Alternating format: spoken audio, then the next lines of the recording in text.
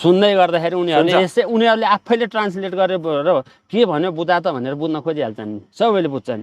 त्यस्तो समय आउँछ एक दिन 100% उज्यालो हुन्छ, यो अँध्यारो छोडेर उज्यालो हुन्छ विश्वमा। हुनै पर्यो, हुन परेन भने हुनै परेन।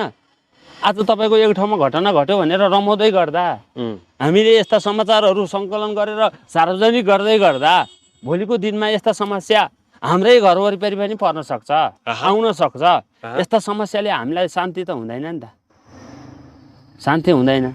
त्यसैले हामीले यस्ता रोक्नै पर्छ। तपाईँको आउँछ नि 100%। मैले तपाईँलाई सोध्न चाहेको थिएँ, देश हाँक्न सक्नुहुन्छ भनेर मैले सोध्न चाहेको थिएँ, तर तपाईँले विश्व हाँक्ने कुरा गर्दै हुनुहुन्छ। अब तपाईँको यत्रो विचार भएको, सोच भएको, यत्रो समस्याको औषधि भएको मान्छेले यो विश्व हाँक्न सक्दैन। सबैलाई पढाउन सक्नुहुन्छ? सिम्पल भने प्रोफेसरहरूलाई पनि पढाइदिनुहुन्छ?